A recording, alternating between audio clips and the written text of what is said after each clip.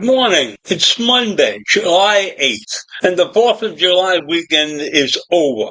And it's time to get talking about some serious topic. A serious topic in my mind. And this is a critical thing for the nation of Israel. And my question to the world is, will the war against Israel ever end?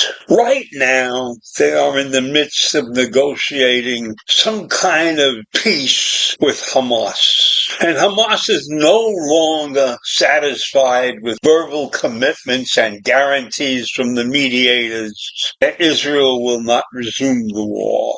And I don't know why they have that impression, but I suspect it's just a way of dragging the whole thing out, because Israel has not committed to doing any of the things that Hamas is declaring. And on the other side of the country, Hezbollah continues to fire rockets into Israel. So I have to ask this question: can Israel ever be at peace living in that part of the world? And the answer to that question, as far as I'm concerned right now, is no. Israel has been declared the enemy of all the surrounding countries. So how can they continue to exist in that particular space without coming to some kind of agreement that the Jew can live side by side with their neighbors?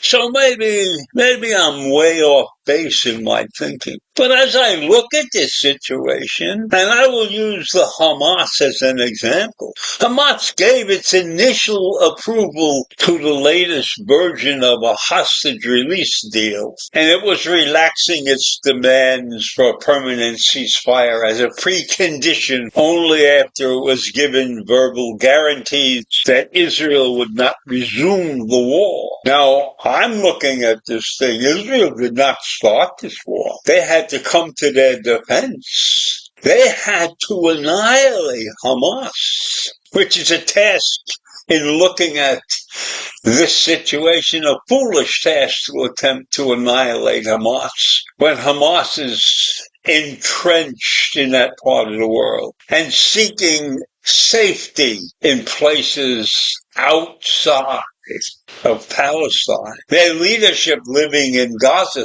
So when the Hamas representative to the Associated Press declared that they will not accept verbal commitments and guarantees from the mediators, and that Israel won't resume the war, and they want that a written document that guarantees them a ceasefire. So according to a report from an organization called Walla, the Mossad chief David Bernier denied that Israel would give Hamas a written guarantee for the second phase of the agreement that would be extended indefinitely. Now, I don't know what all the pieces of these agreements are, but I know there's a 42-day agreement going on right now in which Hamas is supposed to release hostages. But the way Hamas release hostages and the way they go about it is not what I would call peacemaking. The problem with past agreements with Hamas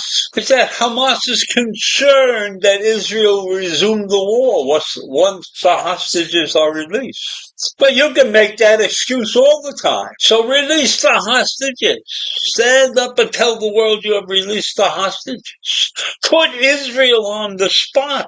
Make them out to be a villain if you want to succeed. Doesn't Hamas have the brains to understand that? And Israel is worried that Hamas will continue to negotiate and continue to negotiate way past the first phase without releasing all the remaining hostages. Hamas could end this thing by releasing hostages and closing their tunnels and getting back to rebuilding Palestine. Now the hostage deal is the first phase and is supposed to last 42 days.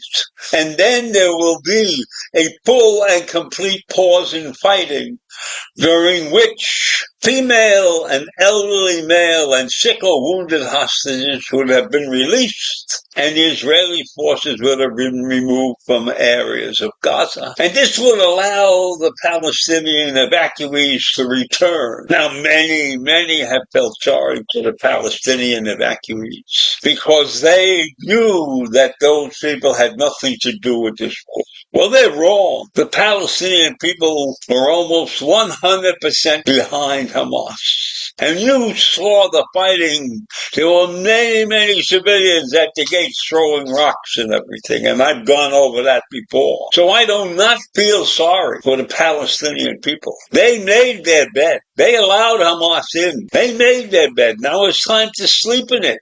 And it's a shame if they're living through a nightmare, but that's the way it is.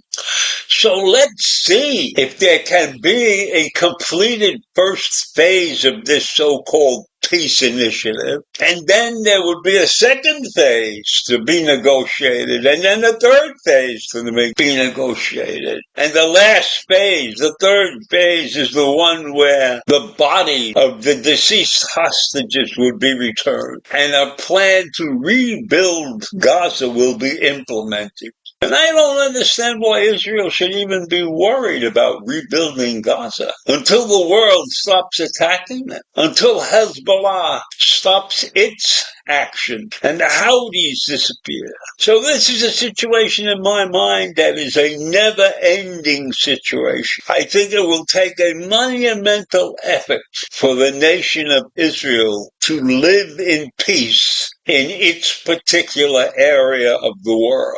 So I am disgusted with the entire situation, and I will leave you with that this morning. Have a great day if you can.